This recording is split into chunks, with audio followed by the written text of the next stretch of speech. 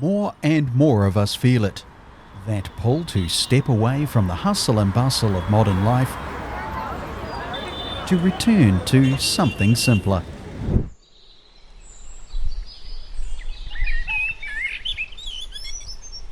Across Aotearoa, people are answering. Some build cabins, others restore buses, or choose to live in yurts. Each is chasing a different kind of freedom. In a small New Zealand beach town called Raglan, we meet Pete and his son Ben on top of a mountain soaking in the breathtaking 180-degree views. They've turned an old shearing shed into a home, simple, meaningful, and rustic.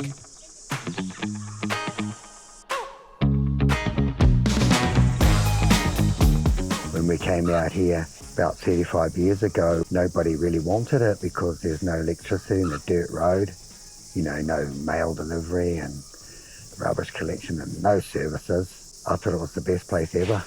I work here on the farm and we have sheep and cattle, and that's sort of what I do for work. Just awesome place, got the best soil in the country, beautiful trees, bush all around us, ocean, great fishing, diving, some of the best in the world. Everything's here. It's just a great place. I came here when I was about 9, 10-ish, and it was a bit different at first from living with my mum, but over time I got used to it, and it was real good because I had the freedom to do whatever, and it was like lit fires and whatever, and got to play with guns when he was around, that sort of thing, and it's good fun. We live in here and we also share it with having our sheep shearing shed upstairs there. Yeah, it works good. We're comfortable here. It's just all open plan except for a bedroom at the end there, which is Ben's, and my one's on that side under the top floor, and everything else is open plan. This is our coal range. We just mainly use it in winter when it's cold. It heats the hot water, does the cooking and heats the room up, and it's really good. And the food always tastes really different, tastes better off the fire than the stove. Yeah. When I came here, there was no electricity, no power.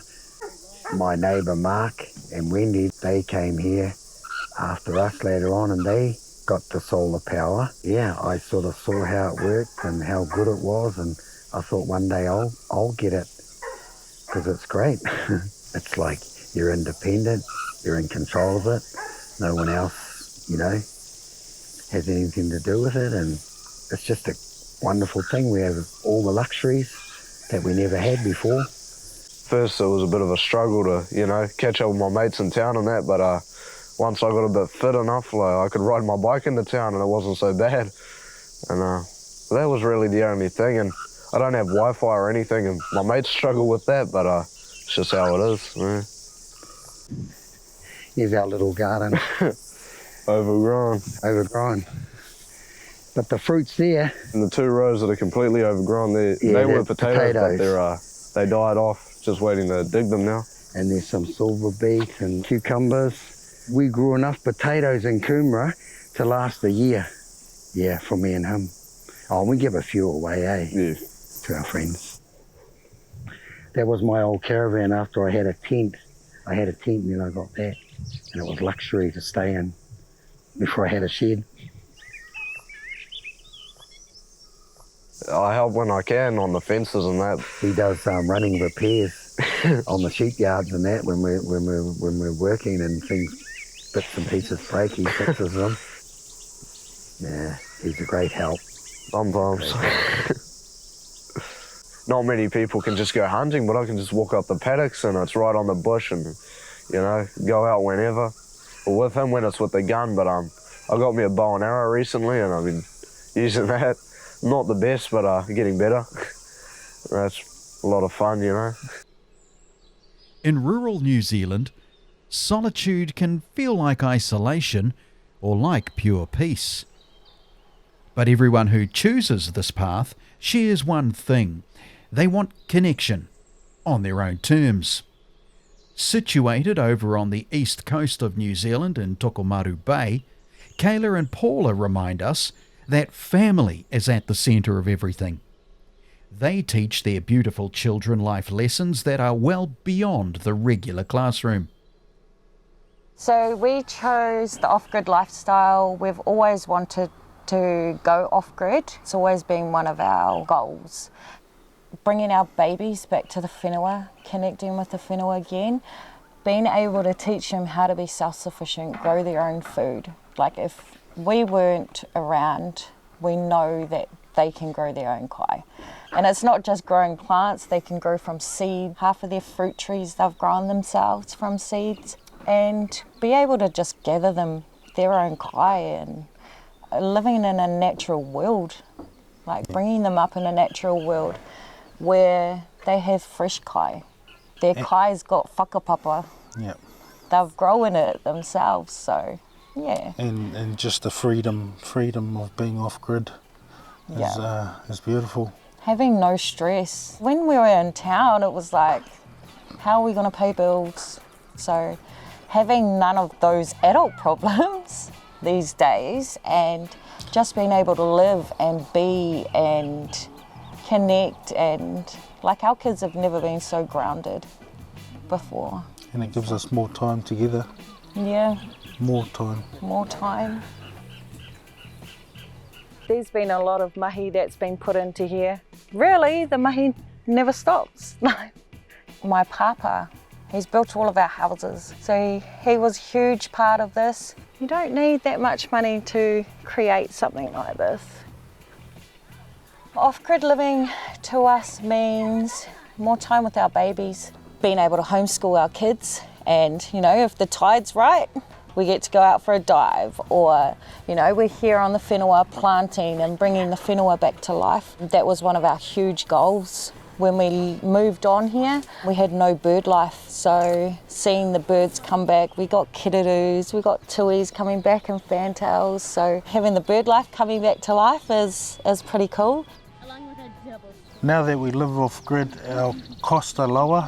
We don't have a $500 monthly power bill. Growing our own food saves us a lot as well, especially being a family of 6. So we don't buy veggies, we don't buy meat. We do all of our own meat, process our own meat. We have our own eggs. Like, you know, we're pretty self-sufficient. If we do go to the shop, it's only for a milk and a bread, or, you know, a little treat, but it's not a need. Not having to pay rent or a mortgage has been massive. Like all of that money that we used to spend on a mortgage goes back to our kids. What we love most about this lifestyle is the freedom it gives us. We roll on our own time. We do things when we want to do things. Finish things when we want to finish things. And most people are at work and we get to go fishing and diving and have beach days with the kids. Living off the land has given me the opportunity to live healthier, eat healthier, exercise more. Walking up these hills is not an easy task. Living off grid has made me think differently. It really does humble yourself. There's a lot of things that you don't need. A lot of materials that you don't really need to live with. I'd never go back to on-grid living. No way. It really taught us patience. And if you want something, just build it. And it's not going to happen overnight. Like everything takes time. Off-grid living made us real humble. We realised how much stuff we don't need, especially downsizing from a whole house to a tiny home.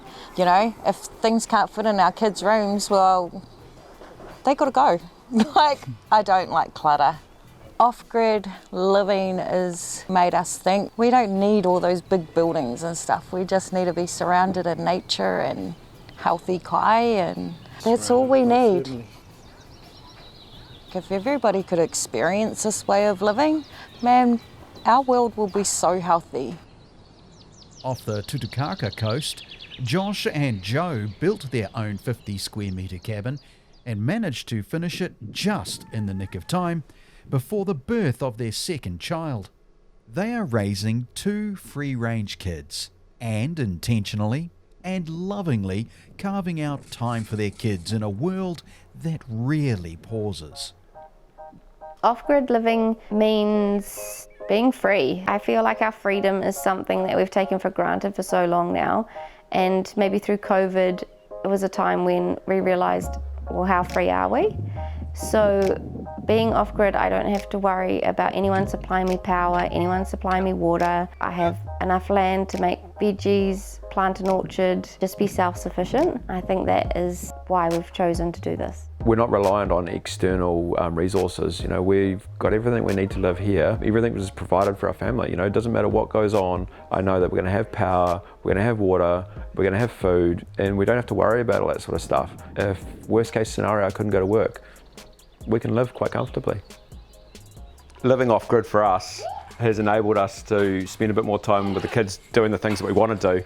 You know, like if we've got jobs to do, the kids can come and hang out and help, and having the chance to grow a family in an environment that we wanted them to grow up in. You know, we wanted our kids to be running around and playing in the mud and climbing around and running chaos. This has given us the chance to be able to afford to do it.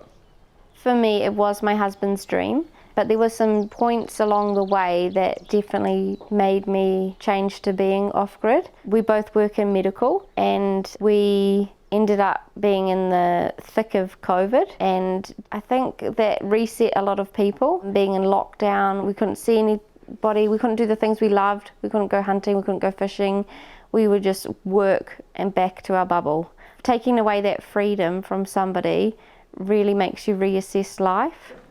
So we had a deadline, which is obviously our baby Reef being born, and in the last 3 weeks it was just absolute chaos. We had a cyclone come through, we didn't have windows, we didn't have a front door, we had no kitchen, we had no water, we had no power, and I think we got down to the last 48 hours before Reef was born, and we got our solar system all hooked up and running, and we got running water, and it was just like this huge pressure. I think there was ever a point where for me I'd had enough. It was pretty close to then. And I just sat here and I literally worked 20 hours a day for about 3 days straight just to get it safe enough to have kids and a baby in the place. Yeah, I can laugh now, but man, it was stress in a good way. Choosing this lifestyle has also meant that I can be a stay-home mum. That is so amazing for me. So we took a long time to have kids. We had IVF and it took us 6 years to get Wolfie. And in that time, I really had time to work out like what a mum looks like. And for me personally, that's a stay-home mum. Like when Wolfie falls over, I want to be the one that picks him up and wipes away his tears, and like I do go to play centre with him, and if he gets hurt by another child, I'm there, we can talk it through. And I feel like if your kids just go to daycare and somebody else is bringing them up, you miss out on so much of that time. And like you pick them up at 5 o'clock in the afternoon, you're just getting the grumpy time. So for me, just being their rock and being their person, and I thank Josh all the time when he goes off to do a shift, that he's enabling me to be able to do that with the kids. And I wish I could have had an upbringing like this. So they're pretty much free range. They can go anywhere. I don't have to worry about traffic or cars or people. So that for me was a changing point, is where I know that my kids are going to have an amazing upbringing in the most amazing place. Each of these lives are stitched together from the same thread, choosing less rush and more presence, redefining their priorities. Enjoying the comfort of an authentic community in Te Mata, near Raglan, Marcia and Jason have made a masterpiece out of a move that was based on necessity and survival. The grid-free lifestyle has given us many freedoms, financial freedom being the top of the list. We've got a lot more time on our hands. We have space in our heads to be able to think about what we want to really do with ourselves and what we really want to do with our lives, how we want to interact with the community. It just gives us like space to actually be able to grow and evolve into better people. We didn't go off-grid to join a cult or anything and try and save the world. This was about just surviving. It was about living within our means, and to people that say you're truly not an off-gridder, it's just not about that. We're not trying to save the planet, we just want to live a simple life. So we purchased the property about 7-8 years ago. We were renting at the time and we lost our rental property, and the option left to us was to sell it or to move on however we could. And that was to go off-grid and very basic. The cost to get power here was another mortgage, and once we were explained about how simple these off-grid systems were to install, it was just a no-brainer. We started with a very blank, basic 12-acre section, which had a lot of gorse. It had nothing on it, no power, no water, except for the creek. So it was really starting from scratch with a very tight budget. Having the block of land in the family for 100 years put a lot of pressure on us to make sure that we kept it in the family for the next generation. So we basically did whatever we had to do to get here. And to stay here. Yeah, so the first step was we acquired a Sunday school building, which was down the road. We moved that onto the section. It was very basic, there was nothing in it. We had to add a couple of bedrooms to it and sort of think outside the square, try and get a family of 4 into a 50 square metre building. It wasn't easy. We had to add a long drop to it, which was not what the kids loved, but it had a good view. And then showering, water, we actually had to go to a friend's place to shower every night. Cooking was done on a barbecue outside. And now that we've lived off-grid for quite a number of years, you soon come to realise that you actually don't need as much as what you are living with in a normal conventional setting. You tend to think about what you're using more, power, water, any resources that you have to you, and you soon realise that actually we don't need to be working around our power consumption, we need to be working around the resources that we actually have to hand. So this has been a big journey for me, learning about what resources to use. Yeah, and I guess if you've got a bit more time, time's really essential. And we rushed into this. We had no choice. I think if you're thinking of doing this, you've just got nothing to lose. I don't see any downside to it. It's a retraining of how to live, of how to use resources. I would say go for it. It's been great for us. It's been great for our kids. It's just been a really good way to look at the world that we live in and how you actually want your children's children to come into the world, basically. How you want your children's children to see the world. Everything that we do, we just breathe what we want, you know, like everything just aligns with who we are. Everything we do is parakuri, you know, like it's zero waste. Yeah, I mean, we live the zero waste lifestyle. I think one of the things I really love about this place is we're not living that differently to how people were 100 years ago, which is how long it's been in our family. It's been a simplistic way to live and we love it. Yeah, the thing I love about our place is that you can come into our gate, close the gate, drive down the driveway, and it's a completely different world, completely. And it's absolute solitude here. It's our space, you know, it's our bubble. Yeah. And it's our life. It's grounded us, brought us closer together as a couple. Yeah, it's made us more present with each other. We do more together. So everything that you see here, we do it together. We're just a bit more present with each other, and that's probably the biggest thing to come from living off the grid is that our relationship. I mean, we've been together forever, but the world slows down and you get to actually absorb a little bit more rather than just rush through from one day to the next, and before you know it, it's over.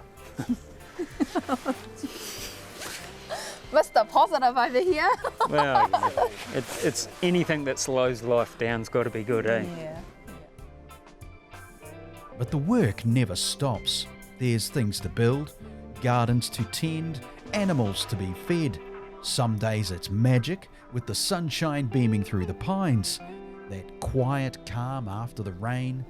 Other days it's hard, unprecedented setbacks, bad weather and long nights.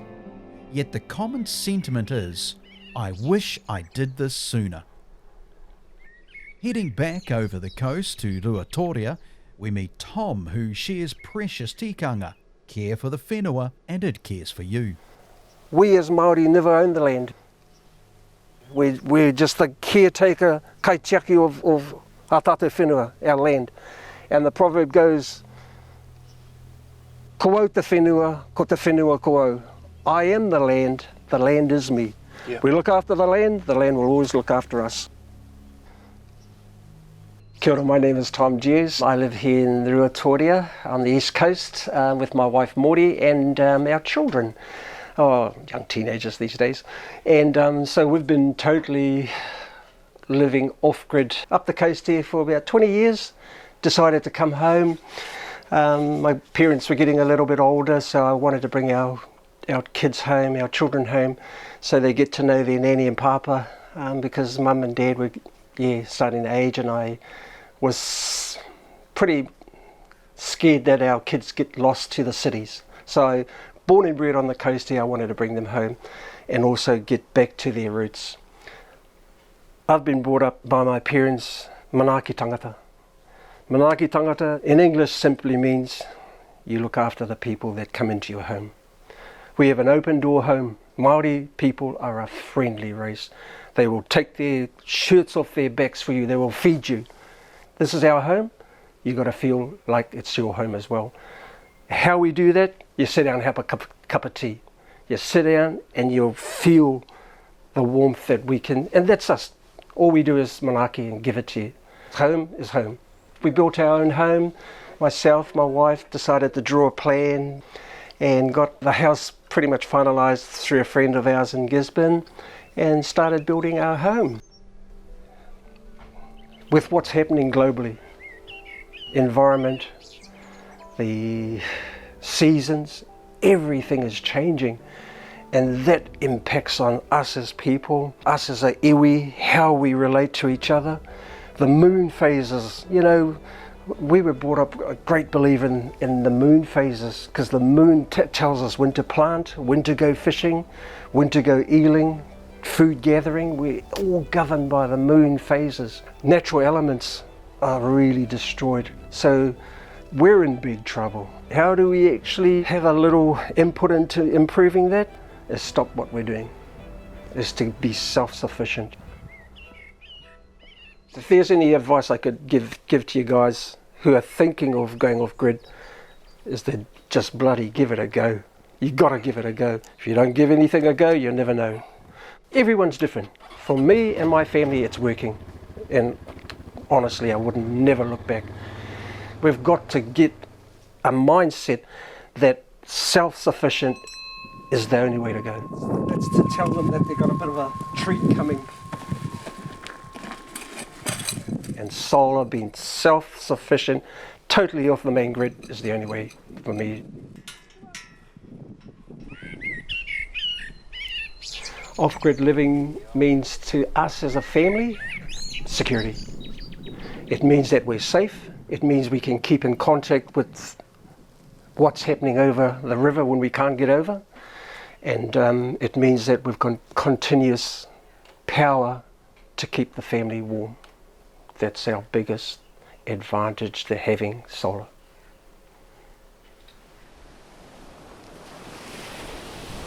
We've met dreamers, doers and rebuilders, each finding a way to live lighter, freer, more in tune with this remarkable whenua.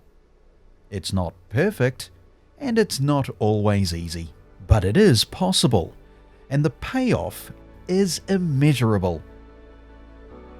So the question is the majority of the country really living the normal way, or have we drifted so far that living off-grid is closer to our natural state? What do you value? What do you hold as important? Is it already too late, or can we still restore human life to what it was always meant to be?